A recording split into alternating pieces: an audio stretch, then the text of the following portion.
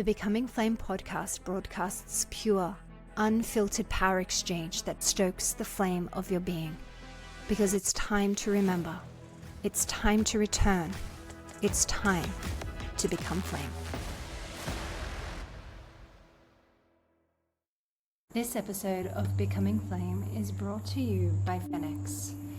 Phoenix is a ritual luxury house devoted to erotic feminine embodiment. We create alchemical intimacy oils and functional fragrances infused with spagyric botanicals designed to soften the nervous system, open the body, and awaken life force vitality. Our formulations are crafted as tools of self-initiation. They are not cosmetic. They are not decorative. They are designed to be felt. They are designed to shift. Each oil facilitates a cellular shift into relaxation and receptivity, activating and opening up an archetypal femininity that your body knows and is yearning to step into. These oils allow the body to open safely into sensual intelligence, magnetism, and creative power. They open the libido and open creative sexual energy. When the body is safe, it softens. When it softens, it receives. When it receives, it creates. And when it creates, the entire world shifts. We believe that women who sit deeply in their bodies, in their erotic intelligence and sovereignty, become powerful creators of their lives and the environments around them. Our products are initiations into that coherence. Luxury in experience, devotional in use, transformational in effect. Get yours now at phenix.com. That's PHENXX.com. Hi everybody, and welcome to the Becoming Flame podcast. I am your host, Kait Tregenza. Today we have on the episode Anisa Varasteh. She is a clinical sexologist, psychotherapist, global speaker, and published author whose work sits at the intersection of sexuality, relational intelligence, trauma recovery, and deep psychological growth. She is an immediate past president of the Society of Australian Sexologists in South Australia and Northern Territory, and the director of Relate Sexology in South Australia. Her practice isn't really about tips or surface level relationship fixes. And I think what you're going to hear from Anisa is that she's this wonderful speaker, this wonderful relational psychotherapist that really hears what you're saying, twists it a little bit around, and presents you a higher perspective for how to think about things, relate to things, and an open, deeper consideration into another way of thinking about it. So she's been recognized as South Australian Woman of the Year to watch and one of her state's leading sex therapists. I wanted to speak to her about really the heart of her work, because at the heart of it is a deep curiosity about how we show up in a relationship, to ourselves, to others, to power, and to desire. She's worked this out in an adult context, in the child context. She helps children and parents relate. She helps parents relate to children. She helps people relate to each other. She really has this wonderful knowledge around what erotic power is, what erotic agency is. And rather than pathologizing sexual behavior or offering prescriptions, she invites people to slow down and listen to what their relational patterns are, their desires, their bodies, whatever it is that your body is trying to communicate to. She has this capacity to slow everything down. Her work is definitely not just about having better sex or fixing relationships. No, she is all about understanding what desire, withdrawal, conflict, and longing are actually trying to say. What is shame trying to say to you? You know, how do you create safety to receive those messages without even further shame?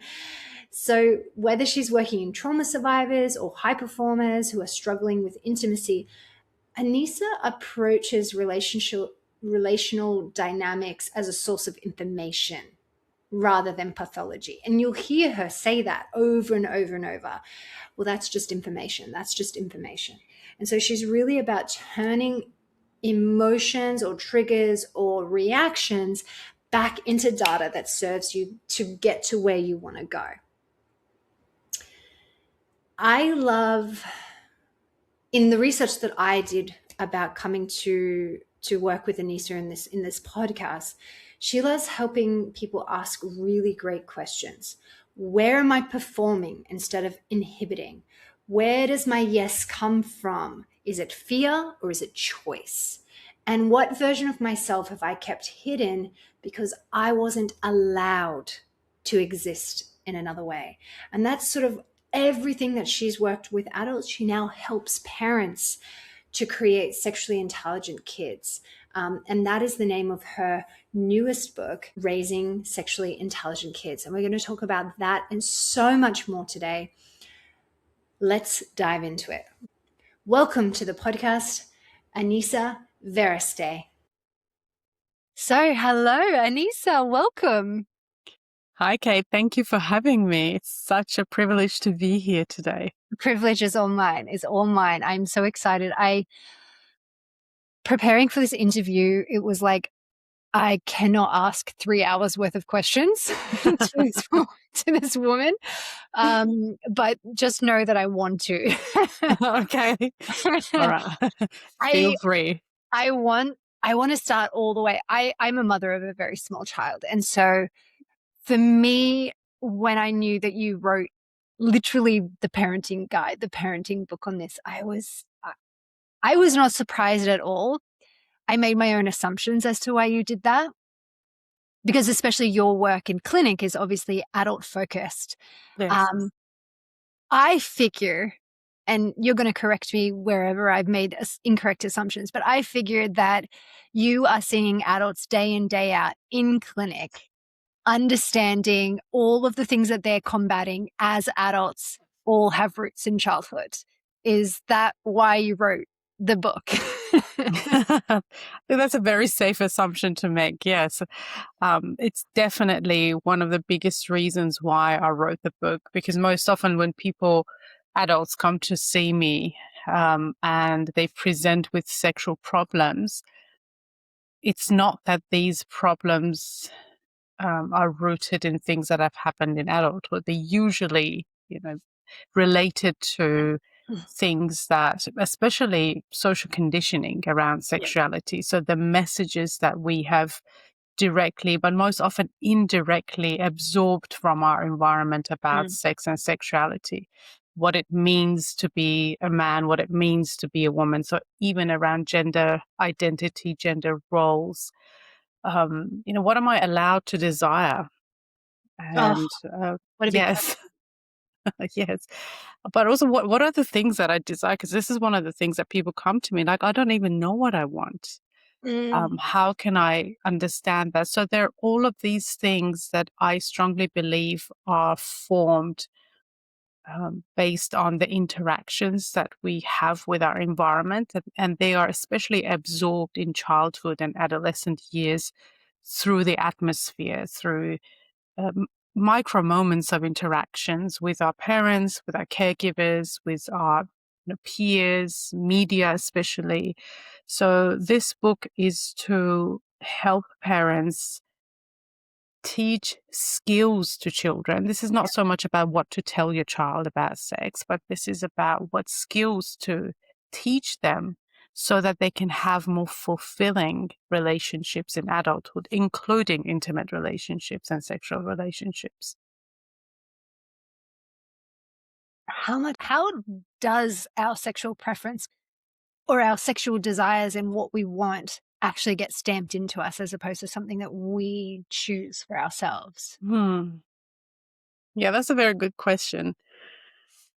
So just want to clarify, your question is, how do our desires shape and how can we differentiate between something that we were told we should want versus what we truly want? And how much of that comes from trying to fill a secure attachment when we don't have secure attachment? Because I know for myself, when I've previous to knowing my attachment style and working on my attachment style, I did a lot of things that I didn't even know I didn't like, because I didn't know I didn't know who my person was and what I liked and I'm not even talking just intimately, I'm talking in all aspects of life. And so I'm wondering how attachment and childhood conditioning works with desire as an adult later.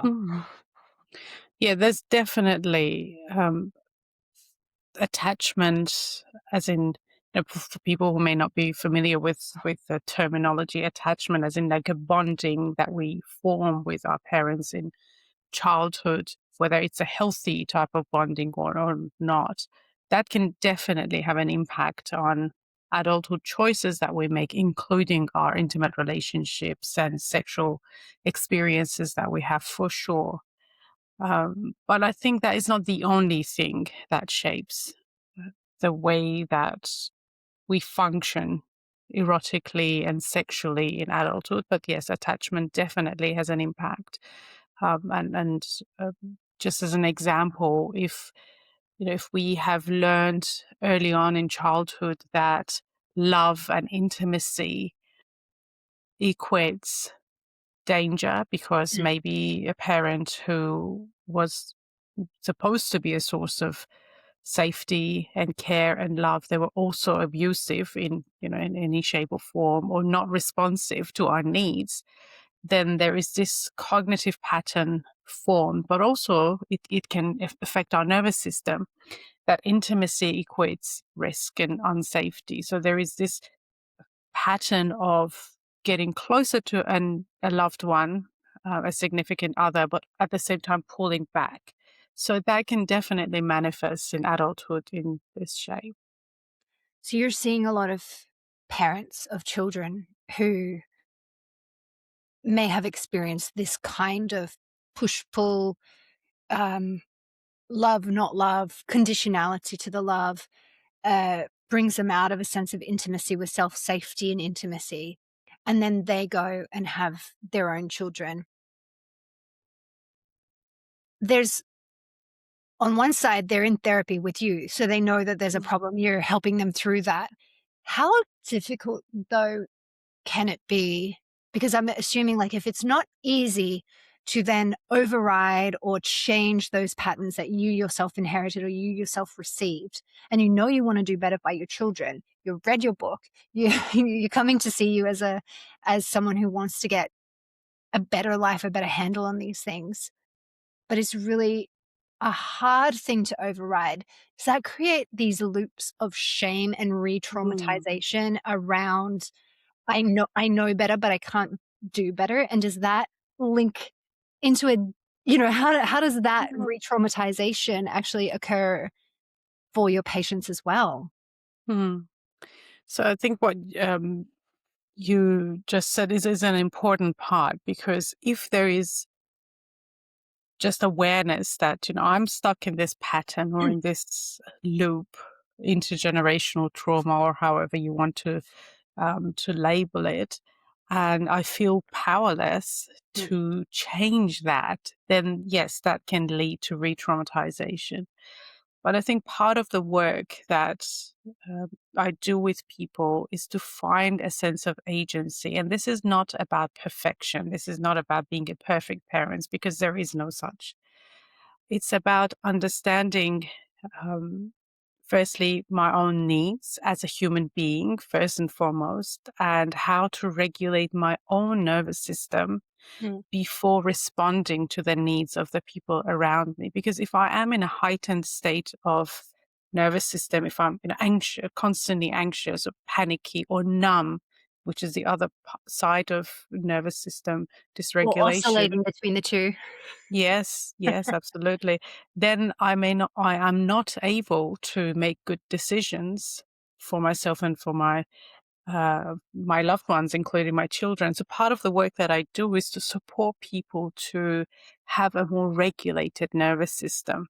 And it's not about doing it right. It's about knowing what the body needs in any given moment. And it's about self-trust as well. Because most often, especially if there is a history of trauma, people have learned patterns of survival, and they have learned to ignore their own needs and their own wants, which includes the, body's basic needs for, rest and thirst, just drinking water and food and all of those things to survive, to, put others' needs first. So yes, I think that's just part of the work. It's not purely giving people information what to do, because that can add to shame, or can feel overwhelming. I can't do this on my own, or this is too much. But it's supporting them to implement it in a way that is meaningful for that person and that family. As well as, one thing that I want to tell people, your listeners, is that there is some research about attachment and how often parents need to be in tune with the needs of the child. So it's not that you need to be responding to the needs of the child 100% of the time. That's just not practical, because you may not even be around. So I think it's around 40 to 50% of the time. So it's very surprising, because I thought it would be much higher than that. So to form a secure attachment, you need to be attuned generally to the needs of your child to the best of your ability. But if you feel that you can't, obviously seeking support to maximize that. So 50% of the entire time the child is alive, you need to be in tune to them. So that's pretty good, because they sleep a lot. Providing an environment for good quality sleep is part of it, yes. Yeah, okay. And so what does in tune mean?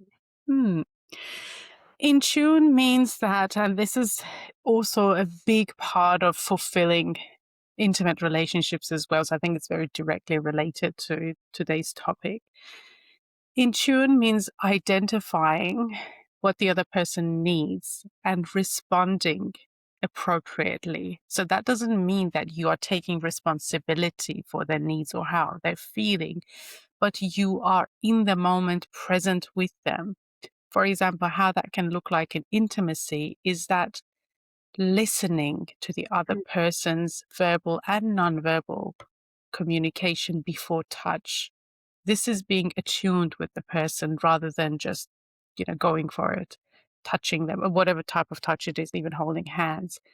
This is attunement. And in children means paying attention to the child's especially nonverbal cues about what they need, it's very intuitive. Like when kids cry, we tend to them, we ask them what's wrong. And if they're really little, they can't communicate. We try to guess to the best of our ability what's happening and respond. It's fascinating, because when you think about what a child needs, is it very different to what an adult needs? I mean, I don't need another person to respond to me 100% of the time. But I think that if it goes far below 50%, you start to see a basic gap between, well, I'm here and I'm not being met. So, I mean, how much attunement do adults need? I think the concept is similar. So attunement in child and adulthood is the same, but the needs are very different. So as adults, obviously we have agency. I can go and grab myself a drink. I don't need my partner to do that for me. But in an emotional relationship, I need my partner to pay attention to my state, and at least at a minimum be curious about my internal state, Right. rather than assuming. And this is something that I see very often in relationships, that they go on this autopilot of, I know what you want, I know how you want it, rather than being in the present moment and either asking verbally, but also more importantly, non-verbally, what's happening for the person. And if it is just, they need distance, they need stillness, or they need closeness, then responding to that accordingly. It's really fascinating. It's really fascinating, isn't it? Because I think, the title of your book is Raising Sexually Intelligent Kids. And the more that I do this work and the more that I unpack these aspects of my own life, the more that I realize there's no real difference between sexually intelligent and intelligent, having a foundational life.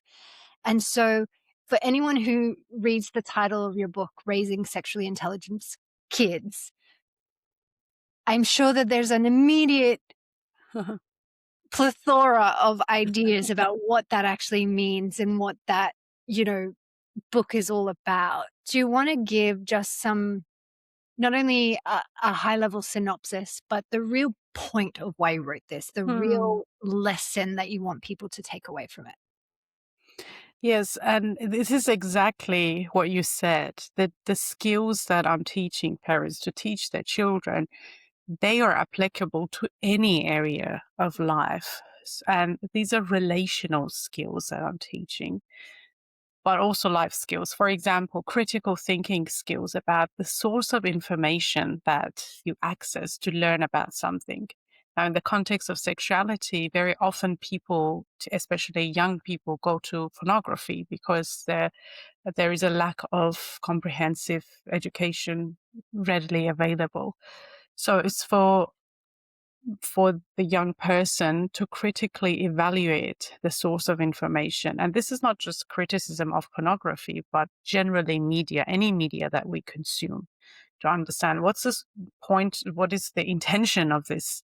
Is this entertainment? Is it education? Is it reliable? Right. So, for example, critical thinking is an aspect of sexual intelligence. Emotional intelligence is another person. So identifying how I'm feeling and regulate my own emotions while being in a relationship with another person. Another thing that I talk about is boundary setting, for example, because that's also important when it comes to sex and intimacy, how to set boundaries. And most often we talk about boundaries as something negative. This is my boundary, don't Yeah, come any closer yeah, to me. But the way that I see boundaries is that when you can identify your boundaries and communicate them clearly and stick within your boundaries, you can be generous within those yeah. boundaries. But if you keep pushing yourself outside of those boundaries, then you start to feel resentful.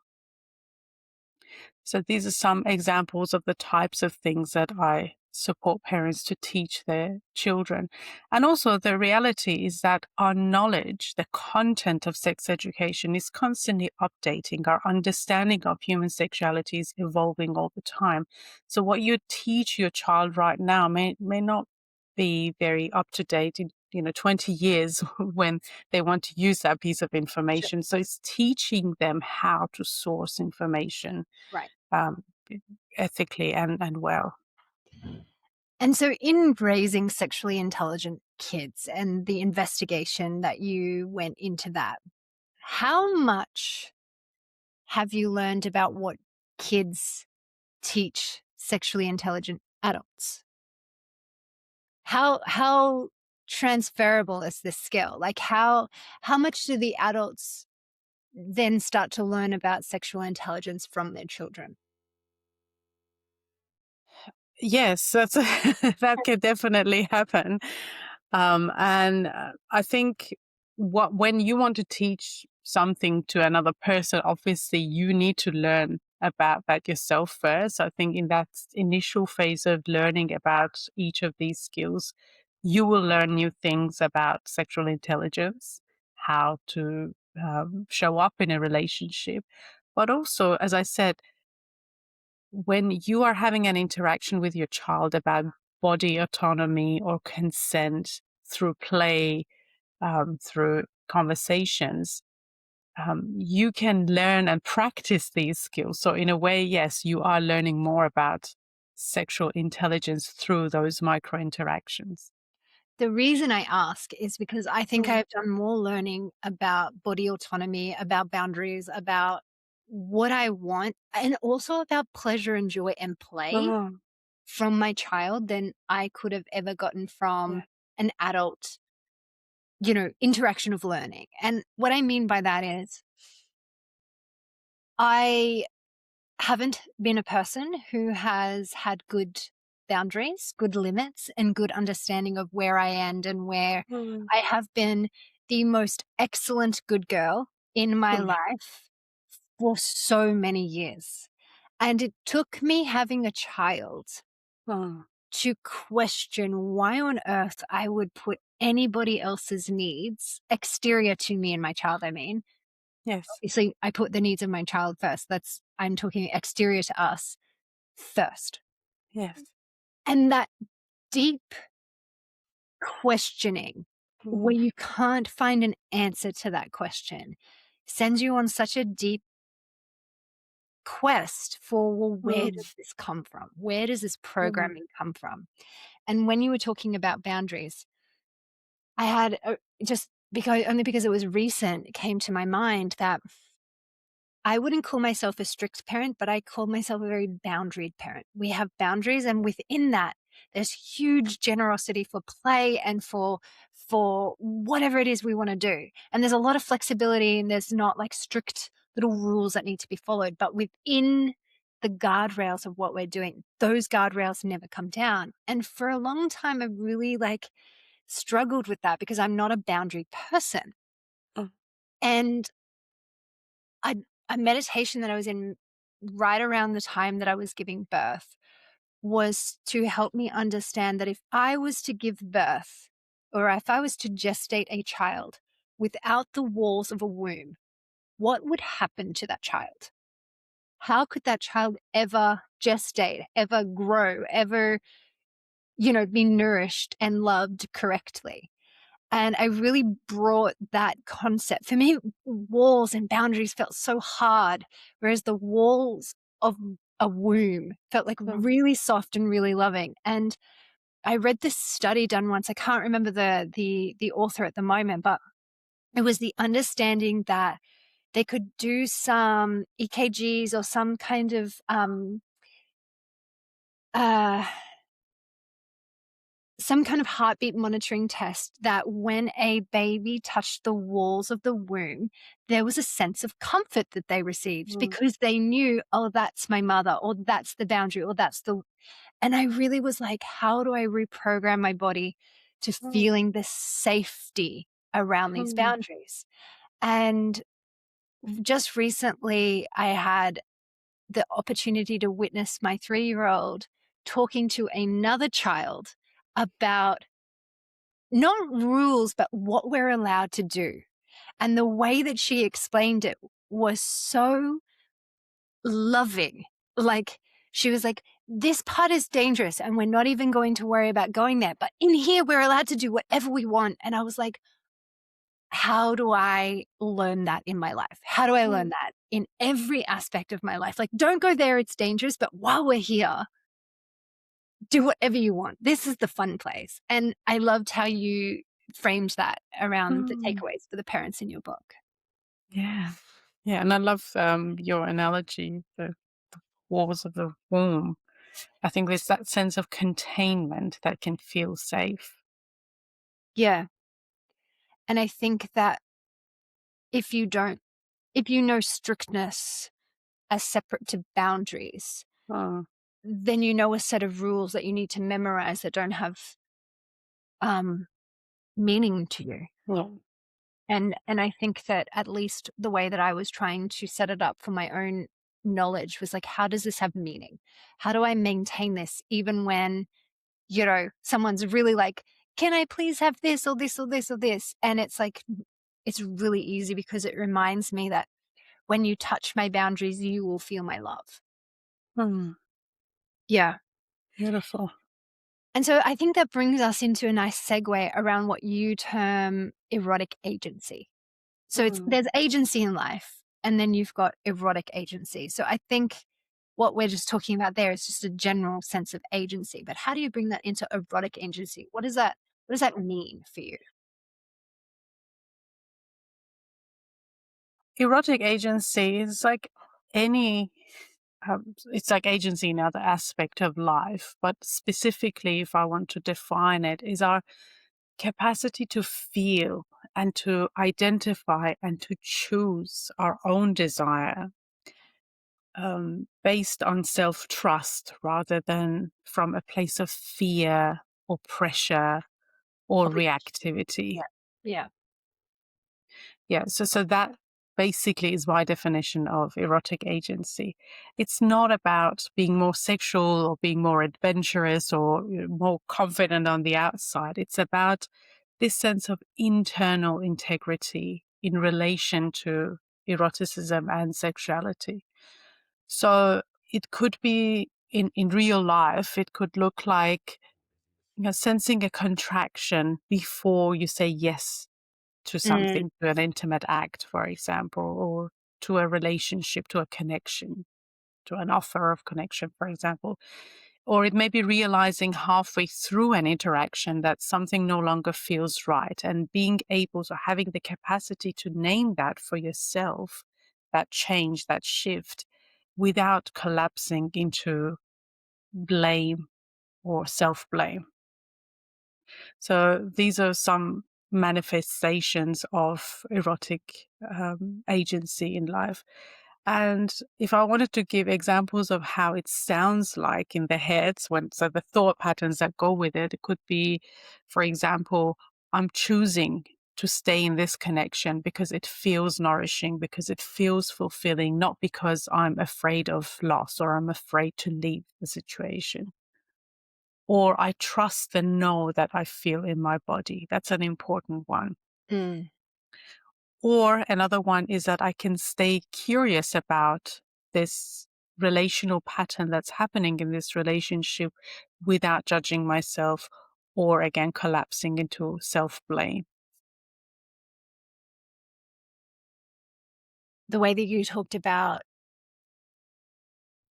these tools and techniques, or these ways to approach when you're talking about the parenting, and now here again about erotic agency, there's a central theme here, which is slow it down. Mm.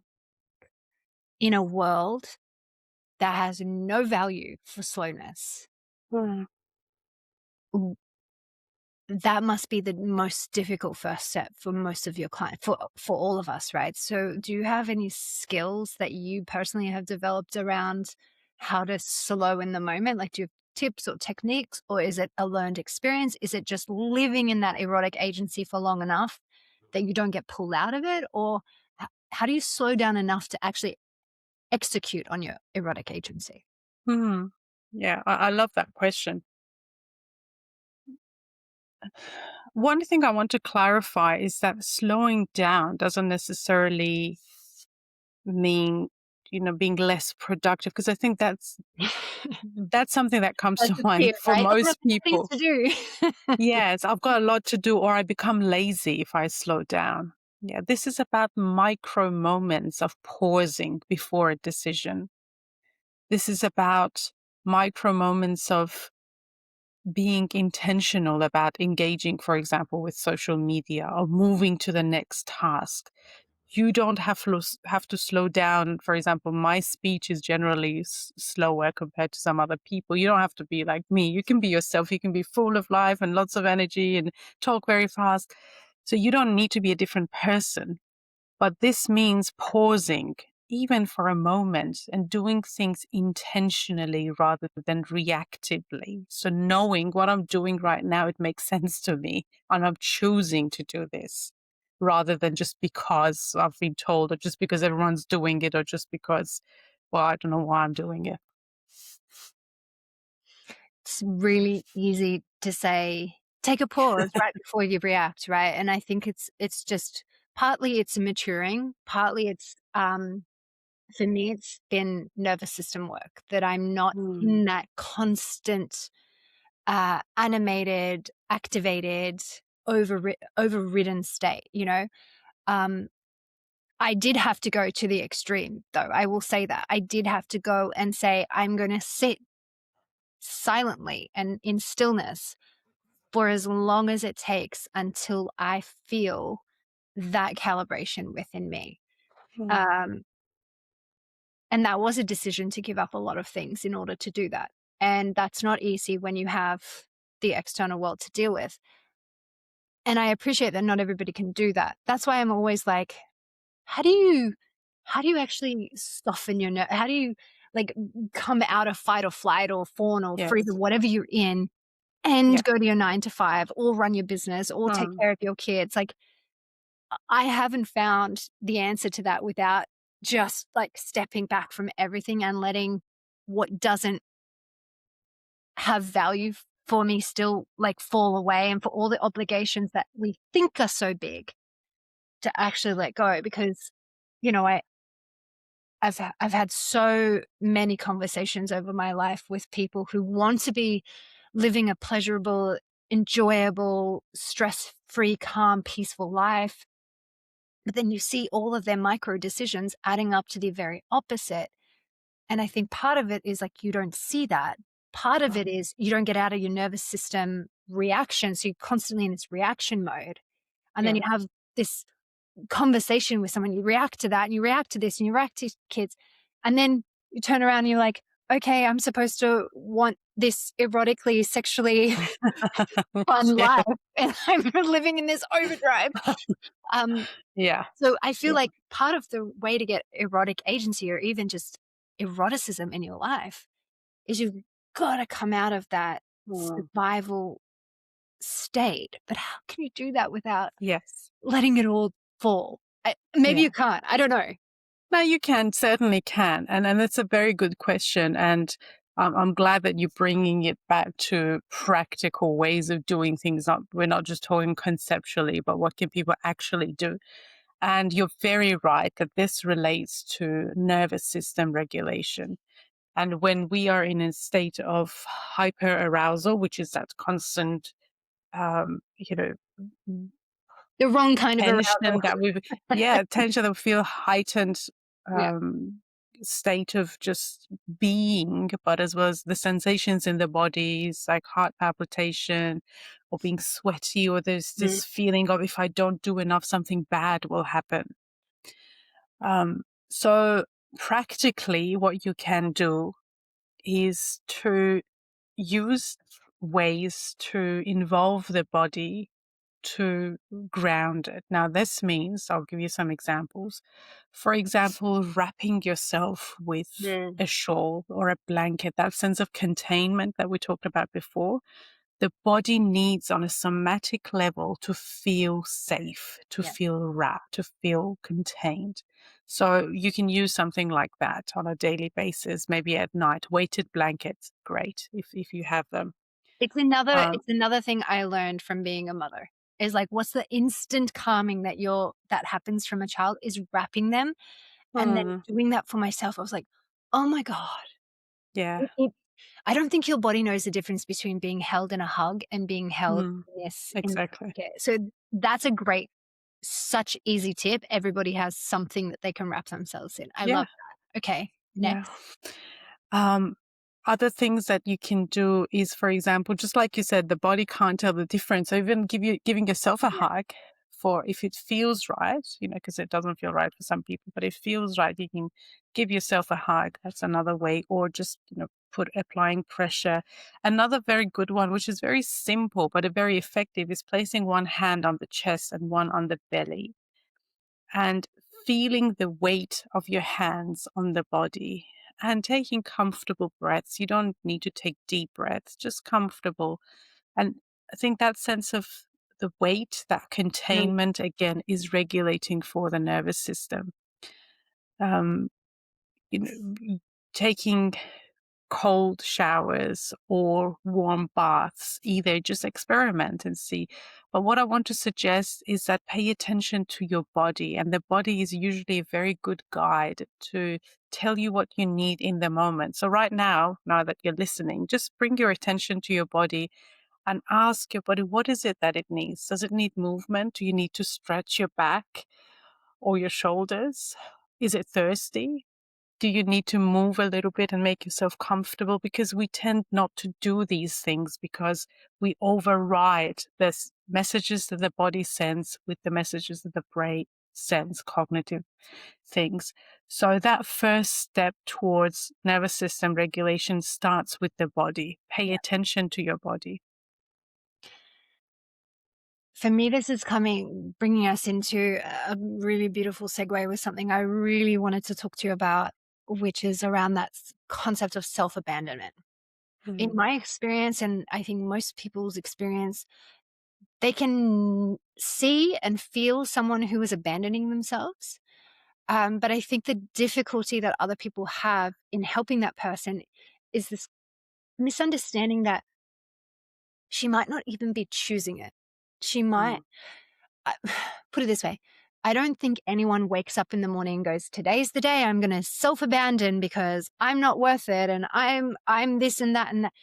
These are things that happen, whether they're from our childhood implantations or imprinting or the environment or the nervous system or the attachment or whatever it may be. Wherever you feel a sense of deep unsafety that you can't, I guess, solve that yourself and need some external force in order to solve or save that situation. And so you will put yourself, I guess, to the side for that external thing, to keep that external thing, whether it's a husband or a parent's happiness, or whether it's a job or a boss or whatever. How does that relate to your work in sexuality and erotic agency? Because I mean, we all know about self-abandonment. We know that from a psychological perspective, but how does that relate to eroticism, to sexuality, to sensuality, to living a pleasure-based life? Yeah.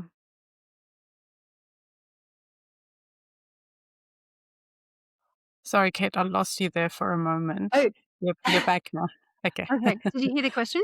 Yes, I did hear the question and then you froze, but yeah, you're back. Self-abandonment, in my opinion, is not weakness. It's not a failure. Just like you described, it has a function, and it did serve a function at some point in that person's life. It's even, I would even call it an intelligence that once kept someone safe Okay. because it has a function. Most people, especially girls, who self-abandon, they don't learn to override themselves because they're weak, because they're passive. They learn it because very early on, just like you said, they discovered that wanting could cost them something vital like love, approval, safety, or belonging. And because in our childhood, our survival resources are dependent on our parents, on our caregivers, on our community, then it has a real cost if Mm. we, for that person in that conditions, they didn't self-abandon. And so that these childhood conditionings that train self-abandonment are often subtle. They're not big gestures of sit down and you need to self-abandon. They are things that children learn very early on, like love being more available when they Yeah. are Right. agreeable, when they are easy, when they are low maintenance, for example, or love being withdrawn when they want something, Yeah. or being approved of when they are being good, which often means being accommodating, being self-sacrificing, or being emotionally contained. And so I think over time, then the mind and also the nervous system Mm. learns this very simple message, this very simple equation that mind needs threaten connection. And so you can see how that can show up in intimacy, because then this person has learned that wanting and desiring equates threat and risk to connection. Then they won't name what they want. They are afraid to do that. So there is definitely a strong manifestation of self-abandonment in intimacy, even when the partner is a safe person or that relationship is a loving relationship, but because these are very deeply rooted patterns and cognitive patterns that have formed, then they are hard to shift just because we know cognitively that our partner is safe. As you were talking, I was also thinking about the larger environment that most women who are currently between the ages of 25 and 50 were subjected to this very strong messaging around, I'm an independent woman, I don't need no man, you know. So not only have your childhood told you that your needs create Mm. threat, but your society is telling you you can't be strong, you can't be capable, you can't be successful if you have needs. Mm. So you're kind of getting it from every level. Ever. Yes.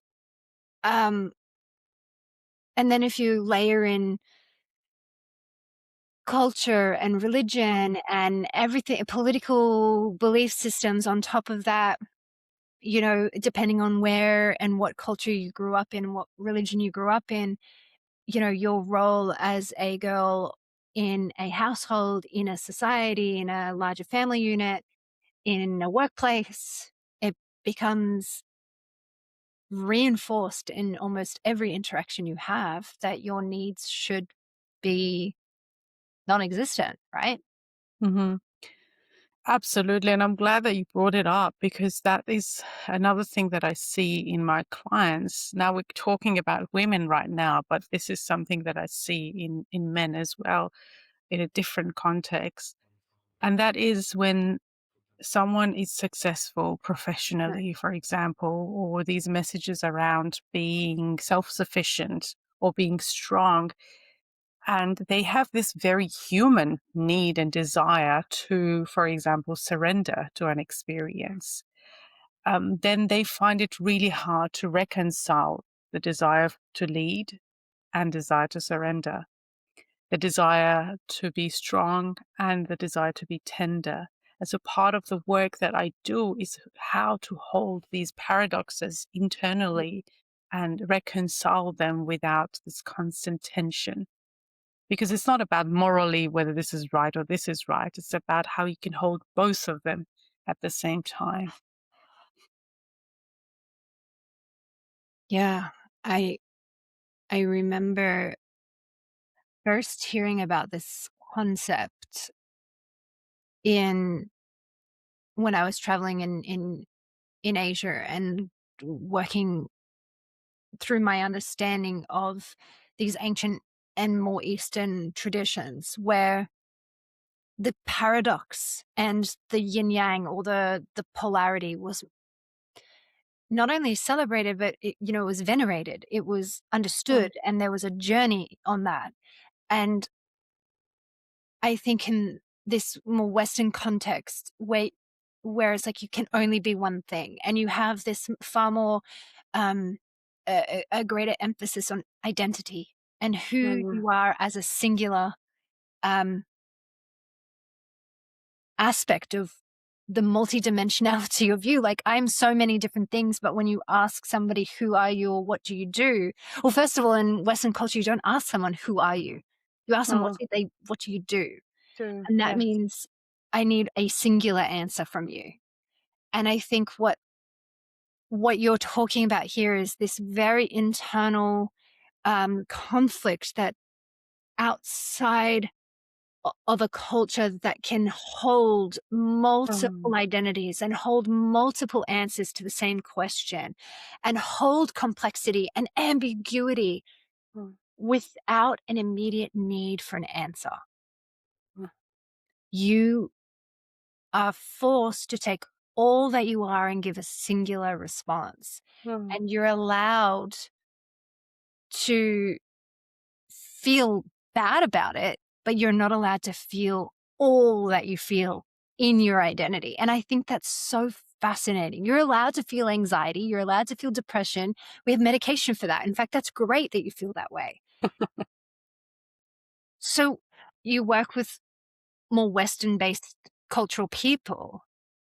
What is the what is the way that you come to an ambiguous, unanswerable, larger, multifaceted identity when it comes to holding these paradoxes? Because this is the paradox that you've just spoken about. It's not just one in ourselves. We're full of paradoxes. mm, And and and part of being sexually erotic and having this agency is being able to be all that you are without the shame, right? Yes.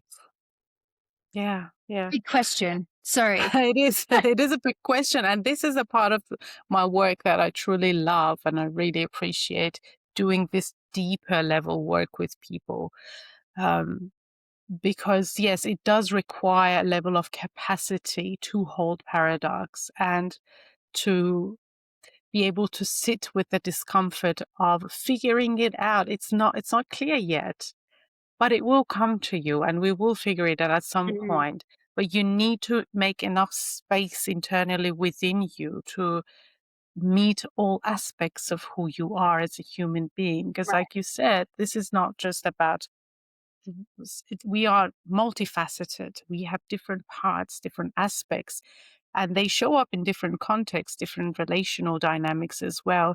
So it's about curiosity about who I am in what context, or in this relationship, or in this period of my life, and can I meet myself first and foremost with curiosity and with compassion.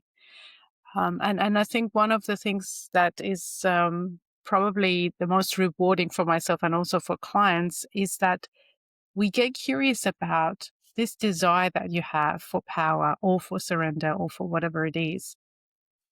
What is it directing you towards? Mm. Not what your fantasy or your turn on is on a surface level, but what is this desire directing you towards?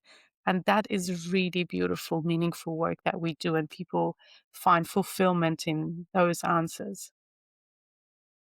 If you don't know how to identify a desire, right, then you Mm. don't even know what you want your life to add up to.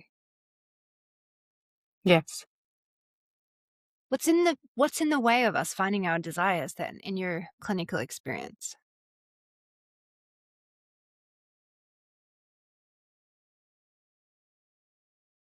I think one of the biggest barriers is living up here in the head all the time.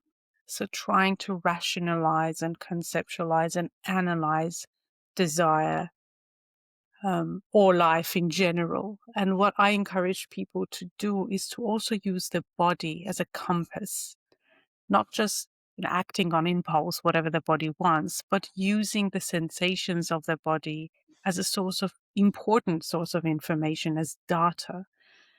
So I would say that one of the biggest barriers is not knowing how to use this beautiful old compass that we have, to your benefit, and just trying to engage with the world, with relationships purely on a cognitive level. So it's integrating cognition with somatic intelligence and wisdom of the body.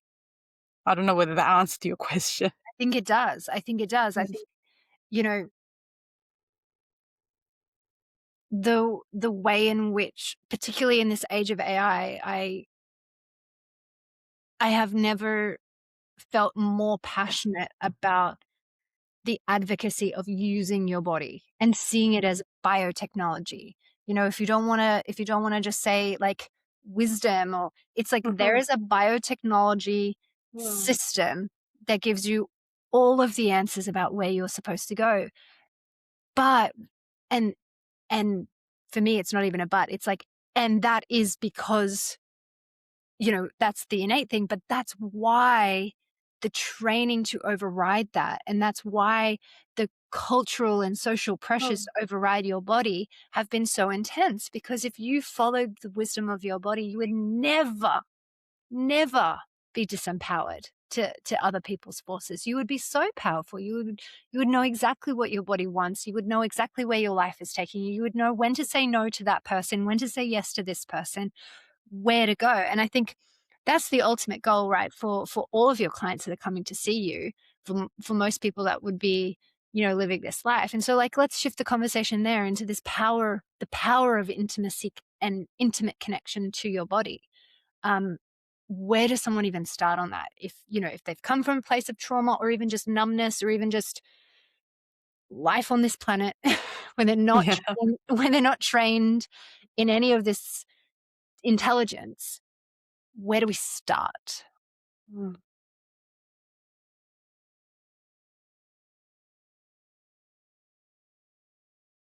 A place to start, again, if we want to bring back to the body, is obviously we can do that work. I think the biggest, if you wanted the biggest bang for your bucks, would be self-trust, which I think, again, you can use the body to develop self-trust, especially if this has been a challenge for you, to trust your gut, trust your intuition, and not in a woo way, but really, again, using the sensations of the body as additional source of information, plus context, plus values, plus cognition to make good decisions. So this means that it starts with self-awareness. How am I feeling in my body? So if you want to make a decision, now we're talking about intimacy and relationships, whatever it is, reaching out, placing a hand on my partner's lap, or it could be anything really. When I imagine doing this thing, how does it make my body feel? Do I feel a sense of expansion in the chest? Do I feel my spine lengthens? Does my breath deepen? Or the opposite? Do I feel that my spine collapses, or I feel tension in the chest or in the stomach? The first step is just by noticing this data that you're receiving. And there's a whole lot of evidence-based theory behind this. If you're interested, you can read about sensory motor psychotherapy or somatic psychology. So this is not just, woo we're talking about. There's actual evidence-based theory behind this. And then see whether you can respond to the needs of a body on a regular basis. When you're thirsty, go for a drink of water, because this rebuilds this relationship that we have with ourselves, that self-trust, that my needs matter as much as other people's needs. And this is something that I see consistently in my work, that people prioritize other people's needs and they don't know how to navigate the complexity of my needs as well as other people's needs. What do I do then? So small moments of reconnecting with the body and with the self to create that trust, internal sense of trust. And so beyond the body, if, for example, shame is one of the biggest barriers to intimacy and eroticism and sensuality for people, is meeting that shame with compassion. Because shame, like self-abandonment, has a function, or it did have a function at some point in life. It's how I define shame and how I view it is that it has a survival function. It's a survival emotion. Like I said before, our resources for survival when we are children are dependent on our community and our caregivers. So if anything threatens the risk of losing those resources, if there is a conflict between my values and my community values or my parents' values, then shame is activated to stop us from making decisions that would threaten those resources for survival. So it's a very strong feeling. So the shame in itself is not a problem. The problem is that when the context changes, we are adults now, our resources are no longer dependent on other people, and yet those patterns are still there sometimes. So this means that people may feel shame about touching their own body because at some point that was a risk. Yeah, that was not okay. So they were punished for it, for example. So meeting that feeling of shame with compassion, and the analogy that I usually use is that imagine there is a scared child driving a car and you're in the car with that child. So what you want to do is not, to punish the child or just throw it out the window. What you want to do is to let the child know that now there is an adult self and you want to swap seats. It can still be in the car. It can sit beside you, but you as the adult self have the control of that car. And sometimes that shift in the relationship that we have with shame, that is a big moment for change. for people to relate to their own sense of sexuality and eroticism. I love that. And so do you take clients through a style of meditation or visualization to literally swap seats with their child and their adult?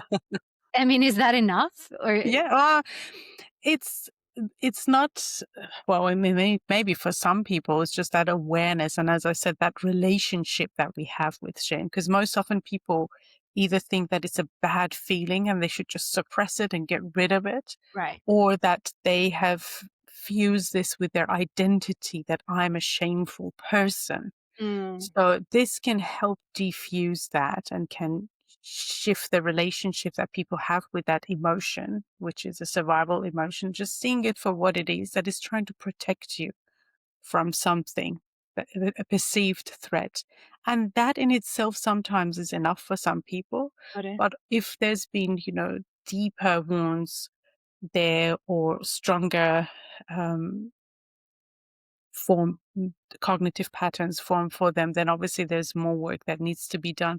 But yeah, sometimes a simple visualization and this information sharing with clients can be very helpful. But then I have other tools that I support clients through this. Can you have a huge sense of shame around even sexuality or even your own pleasure, as well as huge erotic agency where you go out and you f- deeply fulfill your sexual needs? Like, can both of those things be true in someone or in many people? That's a very good question, and I'd like to pause there just to make Maybe I sure that give a I'm little giving bit you. extra context because maybe it's a bit Mm, too abstract. I, I'm just thinking of almost everyone I know. And I'm like, I can see their shame coming out in various ways. And sometimes it's not directly applicable to the most obvious things. And if the source of shame is X, their shame might come out in Y. But at the same time, I see them as um, sensual, sexual, creative beings that can stand in their own power, that have their own lives, businesses, et cetera, et cetera. And I'm just like, how it's so fascinating to me. And I even think of my own self. There are some things that, um, I'm doing something and all of a sudden, I have this shame-based reaction mm, where in a different context doing that same thing, I would be fully empowered. Um, and so just listening to you talk and the way that you were talking about the child in the car, I'd never heard that before. And I love that analogy. And it's just like all of a sudden my body's like this and this and this and this. And I'm like, whoa, slow down. I only, you know, I can process so much information at once. But I love that concept. This is why I'm so passionate about the body mm, telling you the information you need to know. And there's, it's almost like there's these actually two cars going mm. both at the same time, and it's like, which car is me, and are they both with me, Yeah. and is it one car and two steering wheels or whatever? And so I just thought, how do I ask this question as it's forming before my eyes around how shame and power actually work Wow. together? Yeah, I thank you for clarifying that. So, in response to your question, yes, they can coexist. And so the thing is that shame can be activated, like any other type of emotion, especially survival emotions, can be activated in different contexts. So I may feel safe and myself and in my erotic agency with one partner, Right. but in a different dynamic for various reasons, this shame might be activated. So if, if from the outside, you can't really tell if someone's in their full power, whether it's, what I want to say is that you can't really judge someone from the outside. It's an internal sense and experience that Right. matters, but also that mm, these survival emotions, especially, are activated when we are under stress. when there is a perceived threat, which high level of stress, even in the same relationship, sometimes when I experience stress in the other aspects of my life, there's high level of cortisol that is produced in the body. And high level of cortisol, when especially chronically, is interpreted by the brain as a threat in the environment. And so those survival mechanisms are activated.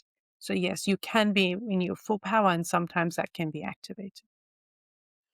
So it's possible for a woman to come from a fully powerful state, meet the wrong person, get into that relationship, and shift from being in her erotic power or agency into being a shame-based relationship? Or would that be rare? I wouldn't say wrong person, as in like, that person is just wrong, because, if you have got the skills and the capacity generally in life to make good decisions, that I think it's safe to assume that you would make the right decision for that point in time where you're at, based on your needs at that time. And but yes, you can be activated in different dynamics, even with the same person. So maybe you made a decision based on the current needs that you have, and now those needs have been met in other ways, and this relationship is no longer serving you. Right. And that can activate parts. But that I don't think it's like a switch that can be turned on and off. That's what I'm asking. Is the switch thing, because it is like we need to learn how to turn the switch to erotic agency. So what would be the kinds of things that we would do if there were such a switch, or if there were a movement towards living in our erotic agency? Hmm.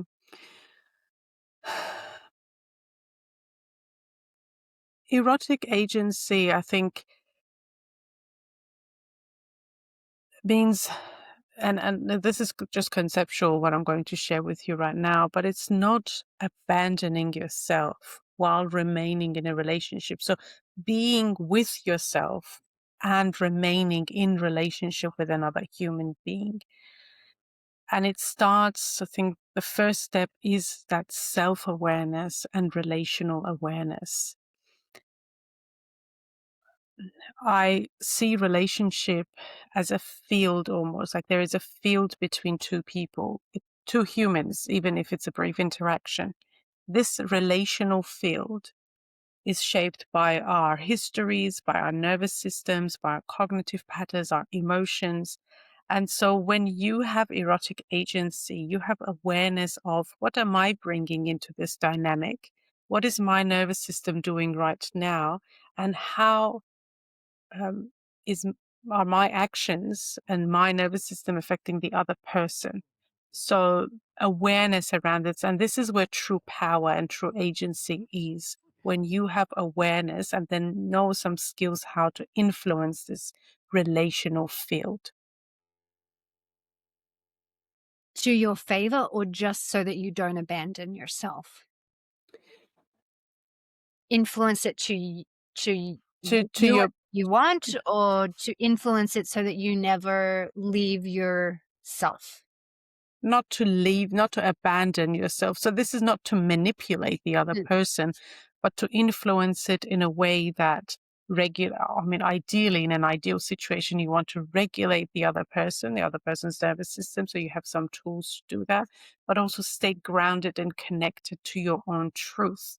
Because sometimes the reality is that erotic agency, or agency in general, can look like, I can say my truth and I can witness someone being unhappy with this, and I'm not responsible for their emotions. Erotic agency can look like, I trust that this relationship, this connection, can hold truth without collapsing. Right. This is, and if it can't, then this is information. So what do I want to do with this connection then? Does Hmm. that answer your question? Totally. And I think Mm. that's the main thing that comes from turning that shame into the power, right? Because shame is just information of like there is a disparity between that which I've been taught and that which I'm doing in this moment. And Yes. that distance between those two things, as it gets further away, the illusion is that the shame is bigger or higher. Yes. Okay. And so you have information that shame is I'm moving away from the conditioning that I received. But the conditioning that you received is not necessarily the powerful or healthy or truth-based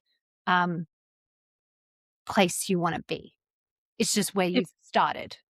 yeah, this is not relevant anymore. This way of being, this way of relating, it's not applicable or relevant in your context right now. So you get this information that, Mm. and you can intellectually understand shame is just the disparity.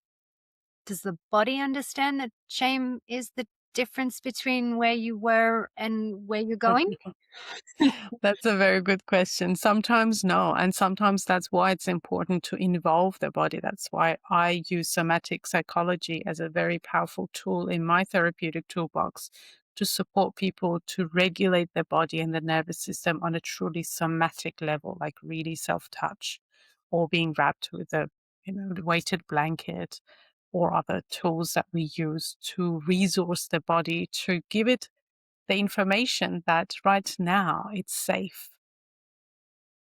Mm. And so on the other side, okay, say your body can do that, and you're like, okay, my body knows that this is just is a movement point. I'm relocating from here to there. My mind knows that, my body knows that, and now I'm at this new location where I'm aligned to the life that I want to live. I have agency. I can speak truth and not take responsibility for other people's reactions. I can live in that way. How do you go from I can have hard conversations, I can be in uncomfortable situations into now I live with erotic agency? Because I feel like just because you've gotten to this new location, it doesn't necessarily mean that you're living an embodied agency. What's that next step there? So your question is, how does it look like How does it that feel next or step look like? Yeah. beyond? Yeah. Yeah. So I think what it could look like is, for example, learning to ask, what am I actually longing for here in life or in this Mhm. relationship? Is it connection? Is it freedom? Is it safety? Is it play? Is it rest? So showing curiosity about these deeper layers of desire that we may be feeling, or longings that we have. And also what it can look like in relationships is that people often find that their relationships change, not the structure of it all. Although sometimes that's true, but mostly they change in honesty. People find that there is more capacity in their relationships for truth, for holding the truth of someone, being able to communicate the truth without the fear of abandonment, without the fear of loss. And I think that's a very safe place. So people feel safe internally. They feel at home within themselves rather than having better sex. It's not about sex, although that can be definitely part of it, but it's about feeling safe at home and living a life that feels aligned internally with integrity. Because when you stop self-abandoning, you stop caring that other people might abandon you because you've got you. Yeah. Yeah, exactly. Mm. Exactly. It's a beautiful way to say it. And I guess the idea that you have more truth in your other relationships is because you're having more truth with yourself. Mm, yeah. Well, Yeah. it And seems I very think, linear how you're talking about it, but I am assuming that this is a very non-linear pathway of accepting life, right? yes, absolutely. It is. but it's I feel very privileged to be in this space with people, to hold that space for them, to do this exploratory work and adventurous and very brave work. Yeah, I think I mean, I've gotten so much out of this conversation. I just want to, I think my final question to you would be, there's so many, I have to choose. I think this interaction between the self-abandonment and the shame and treating that as information and coming into power, and the erotic agency, I suppose, is another way of classifying power, right?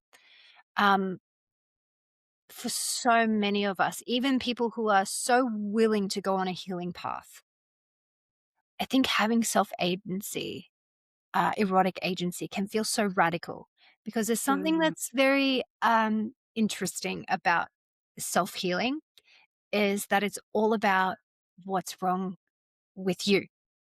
Yeah. And you can be on that loop for years. And I call it the new age spiritual cage. It's like healing for the sake of healing until until you're dead. Well, there has to be a point to healing, and it has to be about radically claiming the life that you want to live, living in your agency. So I'm thinking about your clients. I'm thinking about all the women that I know. And there's this theme that keeps coming up with everything that you say, which is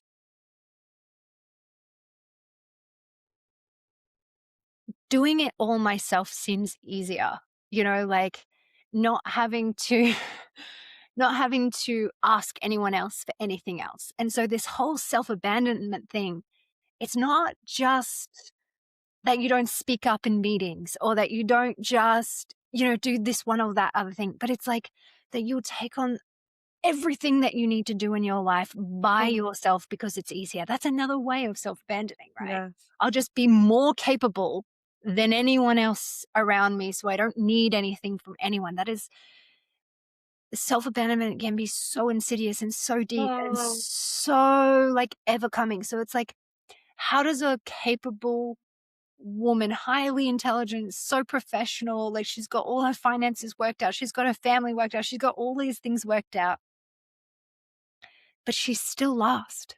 She's still last on the list. And asking for help might feel like climbing Everest might be easier.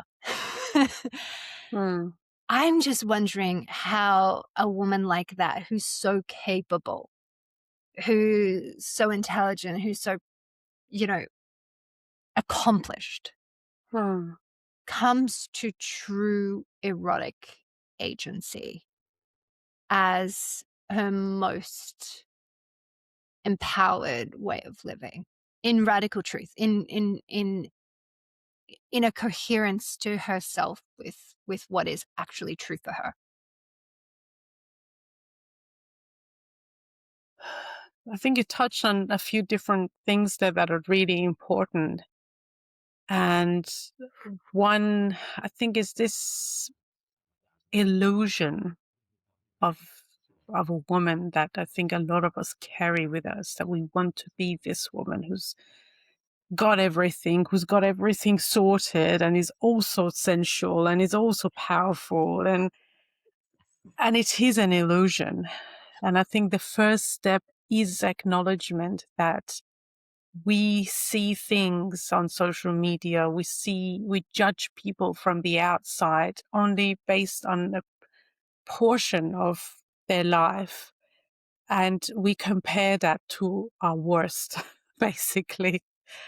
And I also want to be vulnerable here and share that I myself find asking for help, not for help, but even delegating things to other people, is something that I'm continuously learning and practicing. I'm someone that I prefer to do things myself until I can't. Then I ask for help. And I want to I'm just wondering acknowledge if there's a 12-step program from that, because I think there's going to be like millions of women signing up for that program. Yeah, and my sister, I'm learning from my sister. She's the opposite, and she's a great manager. She delegates until there is no one. Then she does that herself, and I love that. And I've learned that from her, and I I'm Great. practicing it. She can be the leader. So She can teach you she all. can be validated. Yes. So I want to say, we all struggle in different parts of life, and although it may seem like someone's got it all together, they most likely they don't. And I can tell you this because I've got the privilege of sitting in this space with people, and I can see how they're suffering, even the ones that look like they've got it all together. And there is usually that intimacy part, that self-trust, that self-abandonment part is very present because they've learned to perform, to accomplish, because maybe love was conditional to performance, maybe safety was conditional to performance. So, and for those people that they find asking for help is difficult, I want to say, I don't believe that every single person needs therapy, this way of counseling or psychotherapy. But I think every person needs someone to hold space for them. This may be your friend, this may be your partner, someone, because there is something very healing that can happen in that human interaction. Right. Someone meeting you with non-judgment, someone meeting you without wanting to fix you, just meeting who you are with all of your complexities, with all the beautiful and the weird and the wonderful things that we all hold on the inside. So yes, if you don't want to go to a therapist, that's absolutely an option, but seek someone in your life to hold that space for you. I've had such a great time in this conversation. I think there was one really standout thing for me though, from a personal perspective, which was you can actually program self-trust into your body again. And I really liked that you used the example of starting with something super, super small and realizing you were right, or realizing you could trust yourself. And then you do another thing and you can realize you can trust yourself. And I think irrespective of the path that we've all individually led, having unbreakable self-trust is the superpower that changes our lives. And I guess my only final question to that is, sometimes self-trust is so fragile. So is this a daily practice that you would recommend, even when we think we do trust ourselves? Like, because then something happens and we lose trust in ourselves. Like, is it a muscle or is it a stable structure? Like, how do you see self-trust? Because you talked about it in such a unique way. Yeah, and I want to clarify that self-trust doesn't mean being right all the time. Yeah, Yeah, I did catch self-trust. yourself on that one. Thank you. Appreciate Yeah, and I think that that's something that it's a trap that we can get into. And it's just that trusting that based on the information that I have right now from my environment, my context, my body, and my thoughts, that I am making the best decision right for now, and me I at can this time. trust myself on that. It's like, we may be wrong. We definitely will be wrong at some points in our life, but trusting that I made that decision to the best of my ability and with the best information that I had at the time. I love that. That I just Yeah. pause there on that point and just be like, self-trust isn't predicated on the outcome. Yes. Love that. It's Love that. it's predicated on, I did the best that I knew in this moment for me, with the Yeah. information, the resources, the background, the intelligence, everything that I had at this time. That was the decision I made. And that was what I thought was best, Yes. irrespective of what then happened. Because I think Eh, that's the part that breaks Yeah. people's self-trust, Yeah. right? Yes, I agree. Yeah. Yeah. That's huge. I think Mm, that for me is my takeaway into this, into building erotic agency, and knowing that self-trust is the foundation of erotic agency, but that self-trust isn't predicated on whether or not the best possible ever outcome of my entire life happened mm. or not. It's Yes. just that I did the best that I could then. Full stop. The end. Stop the sentence. That's huge. That's really, really big. That seems like such a small thing to say. But I Well, think that is life-changing. yeah, I agree. And I love how you summarize that. Yes. Oh my goodness. Anisa, thank you so much. I said to you I could talk to you for 3 hours, and I would have loved to. We nearly have, but oh, this conversation is so important for so many women, because I know that you work with women who are high functioning. So Hmm. you know the problems of a high functioning woman better than anyone else. And I think erotic agency is something that we might have to, in a year's time, follow up with you and see how we're all going on that journey, and see if we can get some Yes. clarifications and validations of the way that we've lived it. But I'm going to be taking a lot away from this conversation. Really easy, applicable things that you can do every day, and just the way in which you've highlighted ways to change the way that we look at things and the way that we approach things. And it's been really wonderful. So thank you very much for your time. My pleasure. Thank you for having me. I really enjoyed that conversation. Thank you, Kate. Okay, tell everybody, how can they find you? How can they connect with you? My website is relatesexology.com.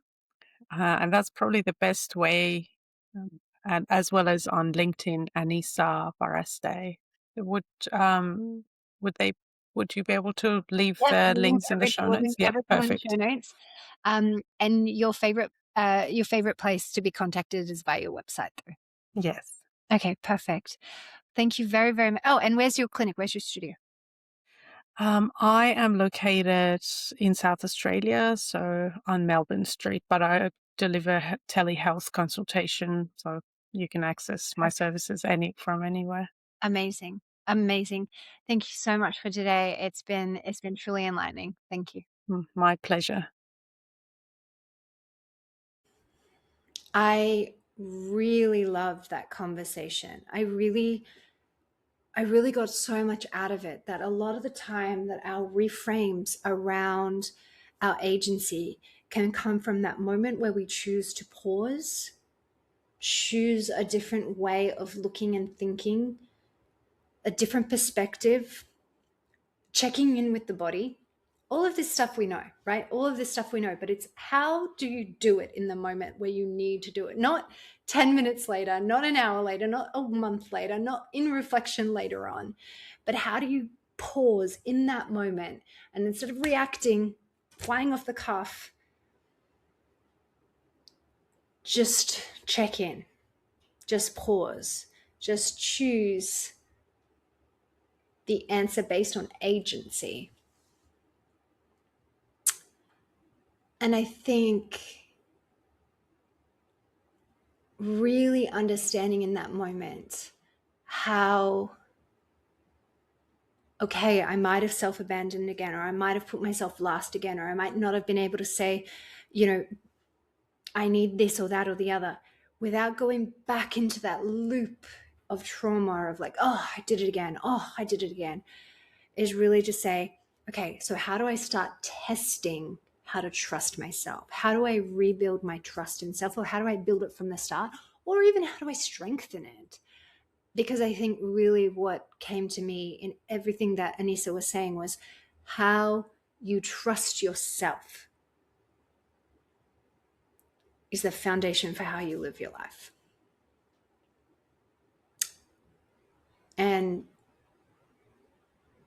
whether you want to build a multi-million-dollar business, whether you want to have 25 kids, if you do, whether you want to write a book, whether you want to find a new job, whether you want to enter a new relationship, or whether you want to take your relationship that's on the brink of not working into a place where it's thriving again.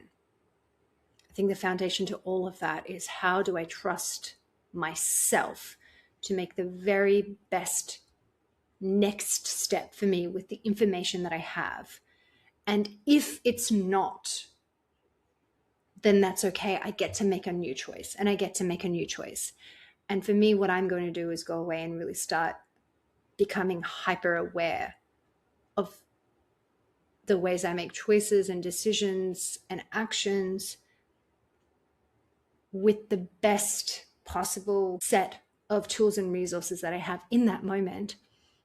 And then if it doesn't go how I wanted it to just let that go and to be like, okay, now I get to choose again.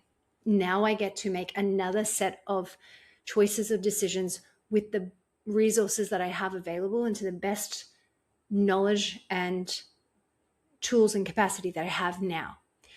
And the outcome or the expectation is very separate to the decision that I'm making now and the trust that I can have in that.